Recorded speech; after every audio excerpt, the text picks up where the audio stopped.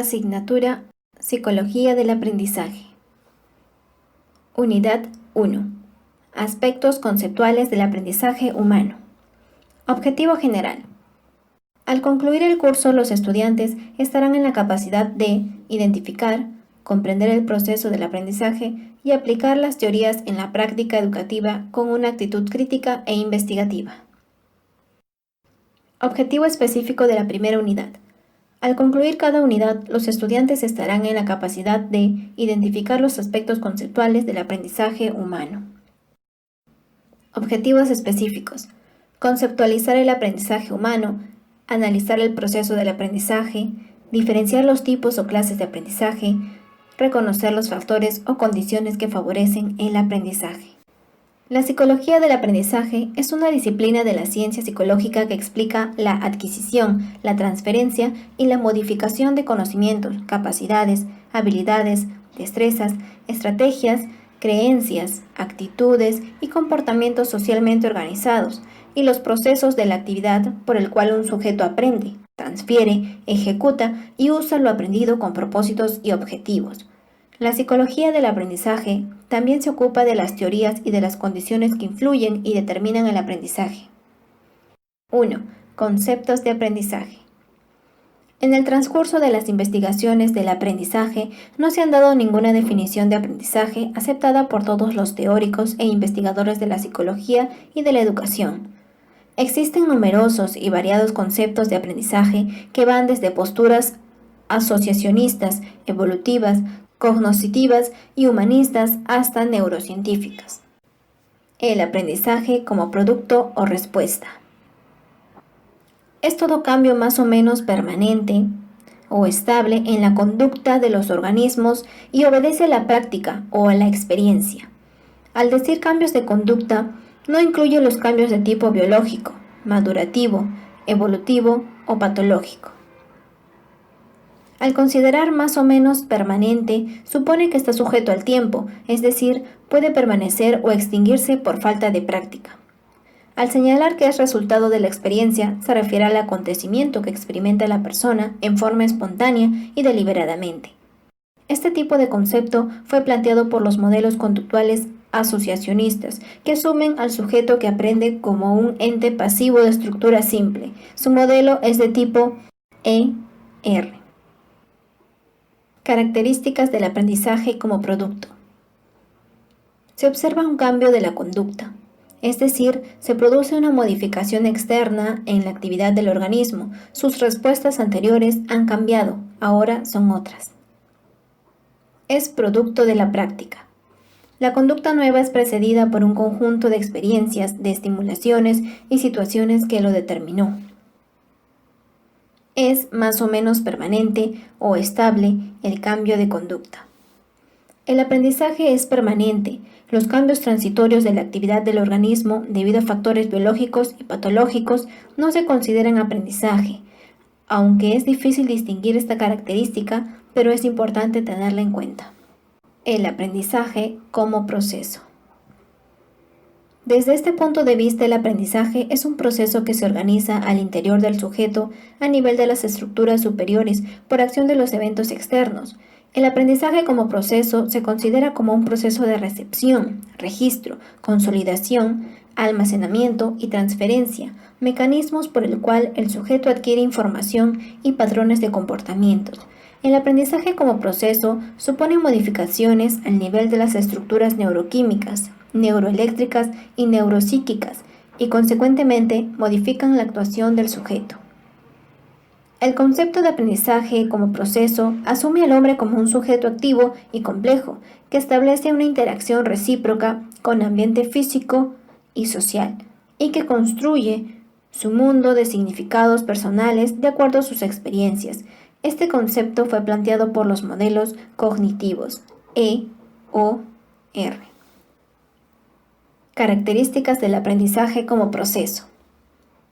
Es un proceso organizado al interior del sujeto, porque ocurren una serie de eventos neuroquímicos, neuroeléctricos y neuropsíquicos por acción de eventos externos cuando el sujeto asimila información. Modifica la actividad externa del sujeto. al producirse cambios al interior del organismo por acción de eventos externos, subsecuentemente ocurren cambios en la actuación del sujeto.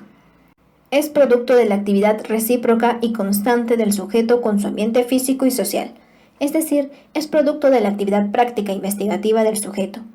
A manera de síntesis, asumimos que el aprendizaje es un proceso reconstructivo, dinámico y complejo, organizado, por el cual las personas conocen los hechos y situaciones del mundo que le rodea.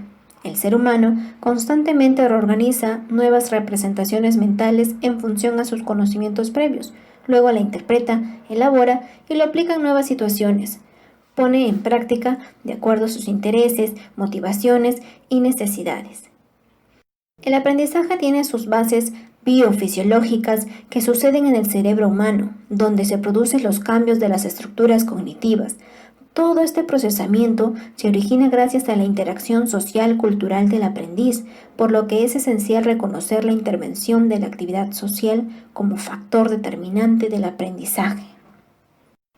Al asumir el aprendizaje como proceso, nos lleva a considerar al aprendizaje como un fenómeno no observable que se organiza al interior del sujeto. Este concepto es asumido por algunas corrientes neoconductistas y principalmente por las teorías cognitivas, de modelo de procesamiento de la información, de enfoque constructivista y sociocultural. 2. Modelos o enfoques del aprendizaje. Las teorías que tratan los procesos de aprendizaje o adquisición de conocimiento han tenido durante el siglo XX un enorme desarrollo debido fundamentalmente a los avances de la psicología y de las teorías de la información e instruccionales que han tratado de sistematizar los mecanismos mentales que hacen posible el aprendizaje. El propósito de explicar los procesos del aprendizaje es el de comprender e identificar estos procesos y a partir de ellos describir métodos y estrategias de instrucción más efectiva en el proceso educativo, y también es determinar en qué situaciones estos métodos o estrategias deben ser usados. Modelo conductista. Para J. B. Watson, 1924, el aprendizaje es a través de los cambios de conductas y rechaza la idea de conciencia y procesos mentales, pero no negaba la existencia de estos procesos, sino que dichos procesos se manifiestan en forma de conductas que se pueden describir, predecir y controlar. Así, por ejemplo, el pensamiento entendía como lenguaje subvocal, movimientos de los músculos de la laringe. Para Watson, el organismo es un elemento reactivo ante los estímulos externos y son estructuras fisiológicas que intervienen en la emisión de la conducta, por lo tanto, es asunto de la fisiología. Para el conductismo de B. F. Skinner, 1968, el modelo de la mente se comporta como una caja negra, donde el conocimiento se percibe a través de la conducta como manifestación externa de los procesos mentales internos y que estos procesos se manifiestan de manera desconocida. Los trabajos de Skinner se aplicó al diseño instruccional para buscar medidas efectivas en la enseñanza.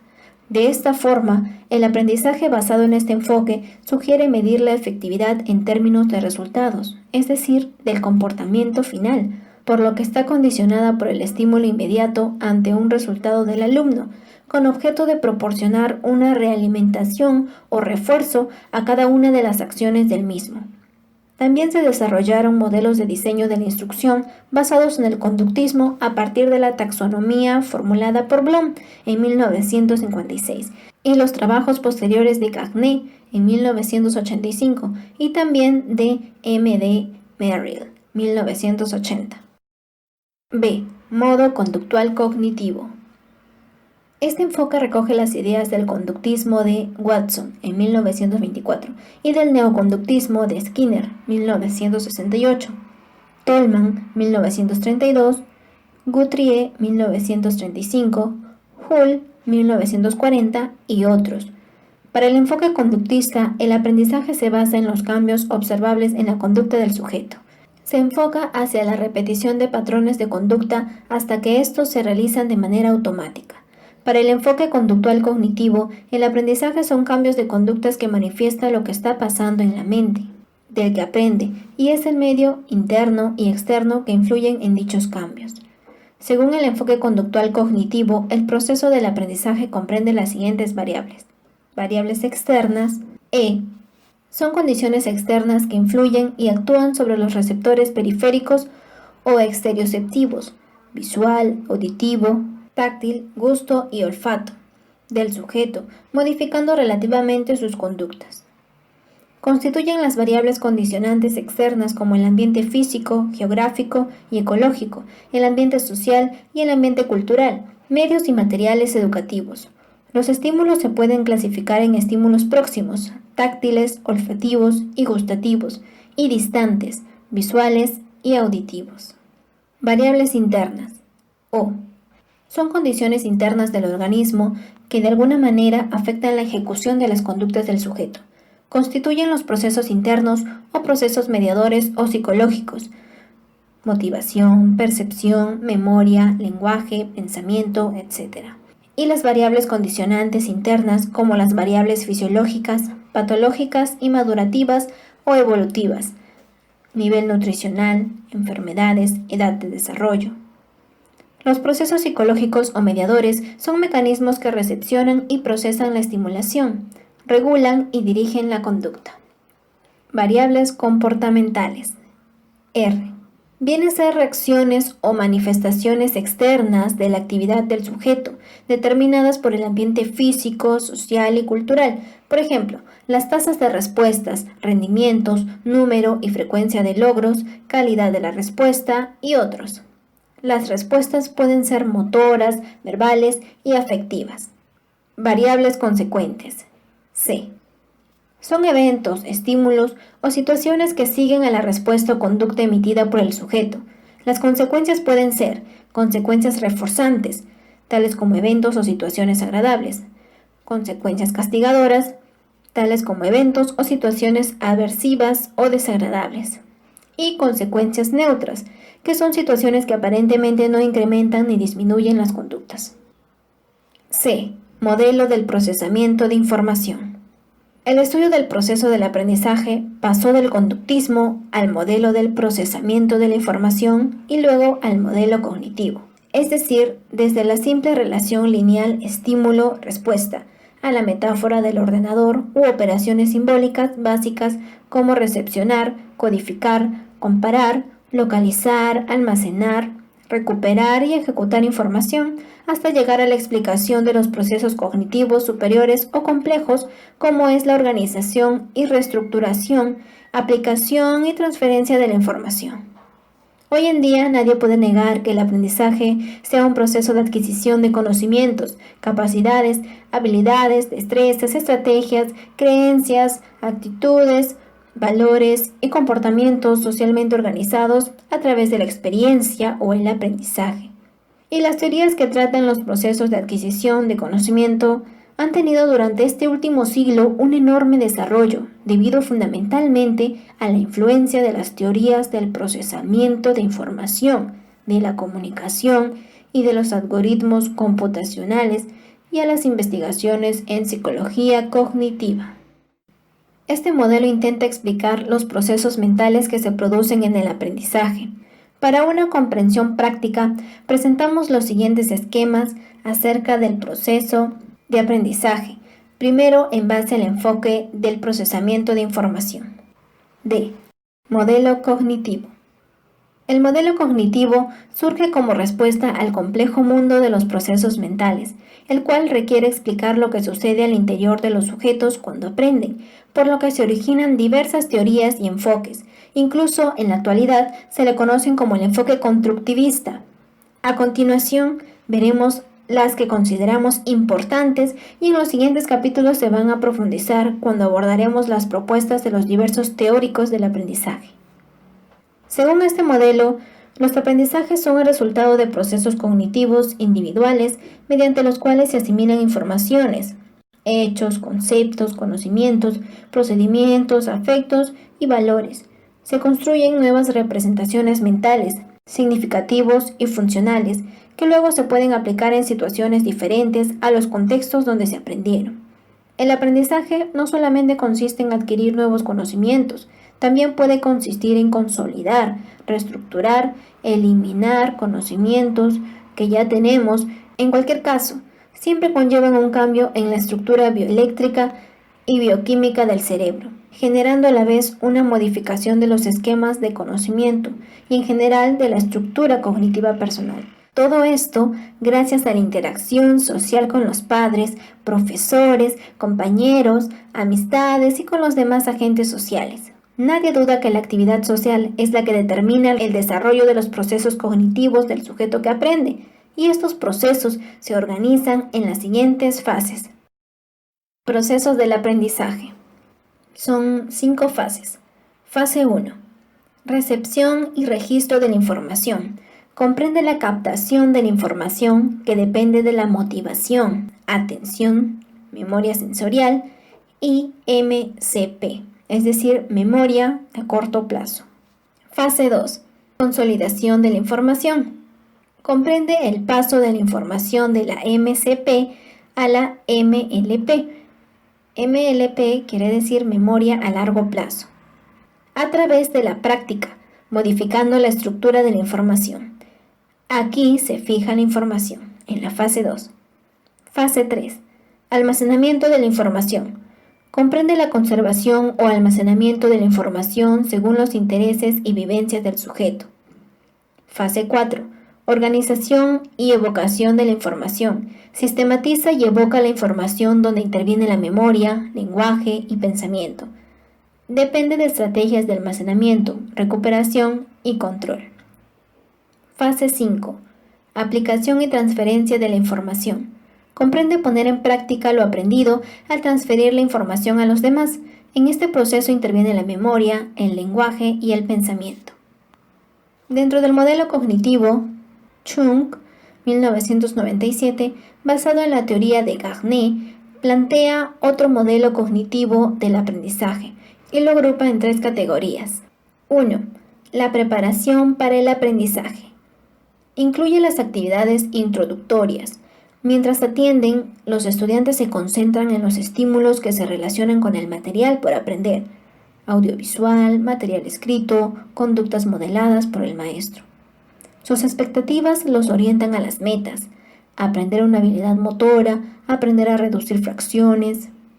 En la recuperación de la información pertinente de la MLP, los estudiantes activan las partes importantes del tema que estudian. 2. La adquisición y el desempeño. Son las principales fases del aprendizaje. La percepción selectiva significa que el registro sensorial reconoce las características relevantes de los estímulos y los transfiere a la memoria de trabajo, o MCP, para procesarlos. La codificación semántica es el proceso por el que el nuevo conocimiento se transfiere a la MLP. Durante la recuperación y respuestas, los estudiantes recuperan la información de la memoria y dan una respuesta que muestra que aprendieron.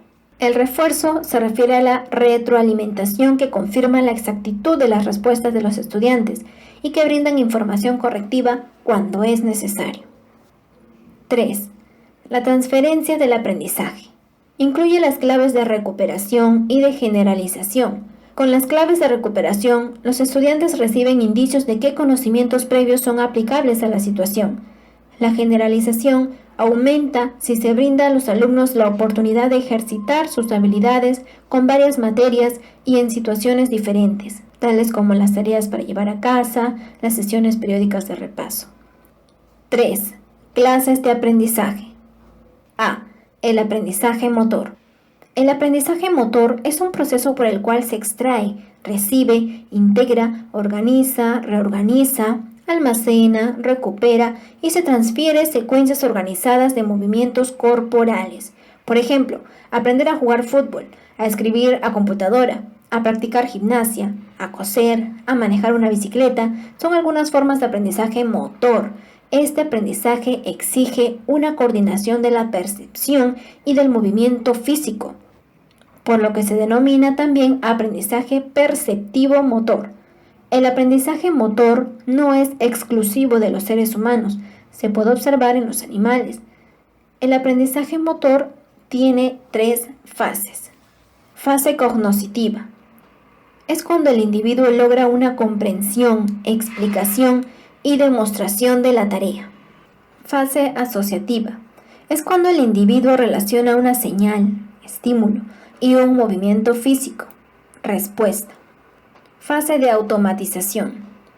Es cuando el individuo llega a aumentar la velocidad de la ejecución, consolidando la asociación entre señales y movimientos físicos. B. El aprendizaje afectivo. El aprendizaje afectivo es un proceso mediante el cual se extrae, recibe, integra, organiza, reorganiza, almacena, recupera y se transfiere información afectiva. Es decir, es un proceso que permite recoger información del exterior para representar o reflejar la realidad en forma de sensaciones afectivas y sentimientos a nivel de las estructuras afectivas emotivas. Los animales solo llegan a condicionar sensaciones afectivas emotivas inconscientes, así como sed, hambre, dolor, calor, frío, tanto afectivo, cosquillas, sensaciones genitales, olor, sabor, miedo y rabia.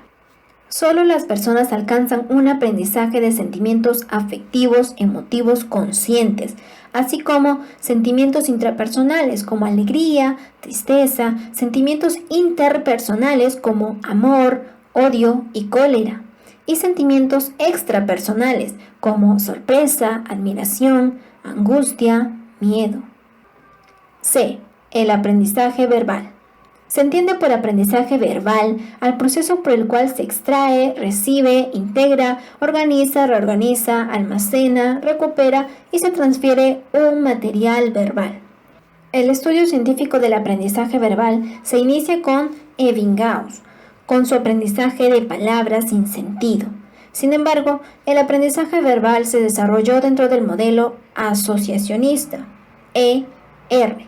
Luego con el modelo cognitivo, EOR, siendo así que los asociacionistas comprendían la conducta lingüística a través de un análisis asociacionista de materiales relativamente simples, tales como aprendizaje de lista de palabras, pares asociados, paradigmas de transferencia, ER. Los cognitivistas empezaron a ver el aprendizaje verbal como un proceso de adquisición de información lingüística. El aprendizaje verbal es exclusivo de los seres humanos, no se encuentra en los animales. D. El aprendizaje social. El aprendizaje social se sustenta en las teorías innovadoras dentro del conductismo, denominadas teorías sociales, como la de Albert Bandura. Este aprendizaje se logra mediante el condicionamiento social o vicario. El aprendizaje social es un proceso por el cual los sujetos cambian o adquieren comportamientos al prestar atención y observar modelos o pautas de comportamiento de los demás. Los sujetos prestan atención a los modelos en función de los refuerzos que ha adquirido anteriormente y de los refuerzos que recibe el modelo. Ejemplo: cuando los niños y jóvenes adquieren comportamientos al observar los comportamientos, modelos de sus profesores, padres, compañeros o amigos. Al igual que el aprendizaje volitivo y el aprendizaje verbal, el aprendizaje social es de naturaleza humana. No se observa en los animales, por más superiores que puedan ser.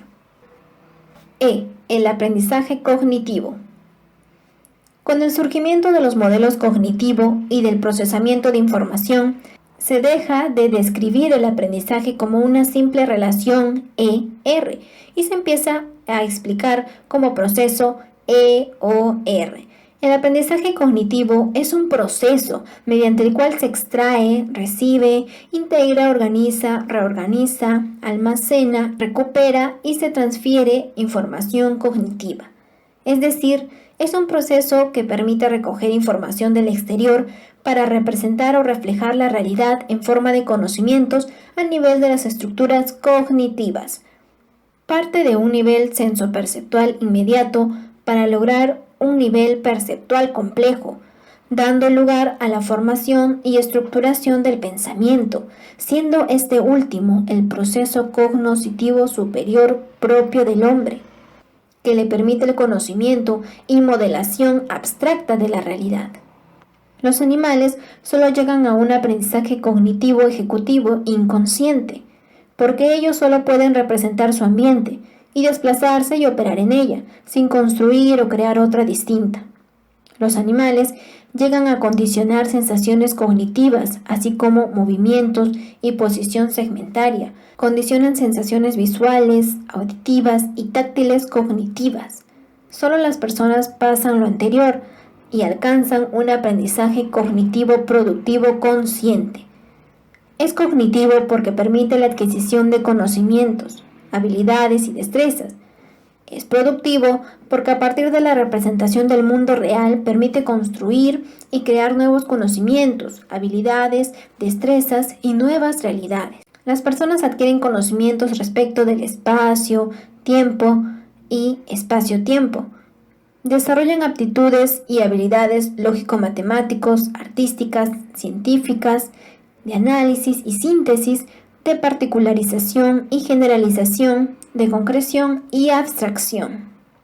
F. El aprendizaje volitivo. El aprendizaje volitivo es un proceso mediante el cual se extrae, recibe, integra, organiza, reorganiza, almacena, recupera y se transfiere información volitiva. Es un proceso por el cual el hombre adquiere o incorpora de manera consciente reglas o normas sociales y morales que le permiten tomar decisiones apropiadas para interactuar dentro de las relaciones económicas y sociales. El aprendizaje volitivo se forma en base al aprendizaje afectivo y cognitivo. En los animales no existe el aprendizaje volitivo, es propio del hombre en sociedad. Solo las personas alcanzan un aprendizaje volitivo. Entre los fundamentos tenemos las convicciones, intenciones, expectativas, obligaciones y deberes, aspiraciones, perspectivas, pretensiones, intereses, objetivos, propósitos, creencias y prejuicios, ideales, pasiones, actitudes, tendencias y posturas frente a la sociedad, al trabajo, a las cosas y a sí mismo. 4. Factores o condiciones del aprendizaje. Factores intraorganísmicos del aprendizaje. Todo lo que puede ser, hacer y aprender el hombre también depende de la herencia biológica y cultural que recibe de su especie como miembro y como individuo, y de la actividad psíquica personal que se forma por influencia de las condiciones socioculturales. Factores biofisiológicos. Constituye la estructura anatómica, fisiológica, bioquímica y bioeléctrica del sistema nervioso, la estructura genética, los estados de salud y el estado nutricional del sujeto que aprende. A. La estructura anatómica de los mecanismos del aprendizaje y memoria se encuentran en el hipocampo. El hipocampo es necesario para la consolidación de todas las formas de aprendizaje y memoria. La consolidación del aprendizaje verbal se ocupa el hipocampo izquierdo, dominante, y la consolidación del aprendizaje no verbal se ocupa el hipocampo derecho, no dominante. Algunos investigadores centran su atención en el sistema límbico como base anatómica del aprendizaje, así como también señalan la importancia del fórnix, cuerpos mamilares y del núcleo dorsal del tálamo en el aprendizaje. En general, podemos concluir que toda la estructura anatómica del sistema nervioso interviene en el proceso del aprendizaje. B. La fisiología del aprendizaje constituye un proceso por el cual, para recibir el estímulo o señal, el organismo debe encontrarse en un estado de alerta y activado, para que los impulsos sensoriales penetren en el sistema nervioso central y se distribuyan difusamente en el tallo cerebral, cerebelo, ganglios basales y por último lleguen a la corteza cerebral, la información altamente codificada. En este trayecto se generan diversos cambios bioeléctricos en las dendritas de las neuronas, produciéndose diversos grados de aprendizaje. El aprendizaje se presenta en cualquier área del sistema nervioso superior porque en ella se producen cambios en la plasticidad sináptica. Pero el fenómeno del aprendizaje más elaborado ocurre en la corteza cerebral. C. La actividad bioeléctrica del aprendizaje. Se asume que de alguna manera un estímulo provoca algún tipo de actividad nerviosa, más aún cuando un organismo procesa información de manera organizada durante el proceso de aprendizaje.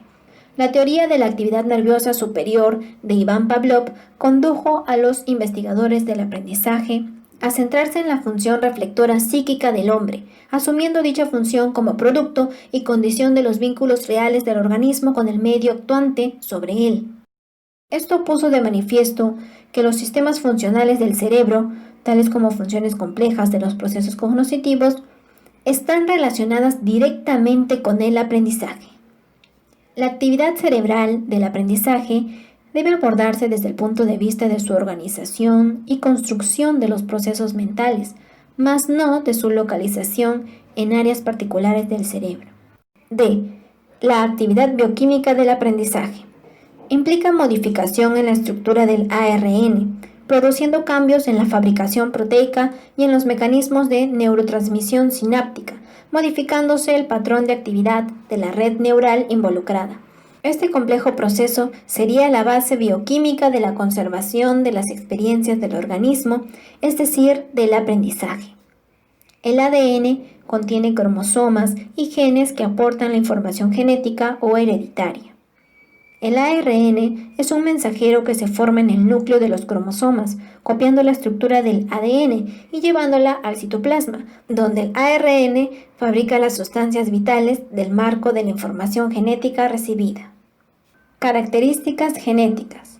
Las características genéticas están determinadas por la propagación de la información genética que se transmite de padres a hijos.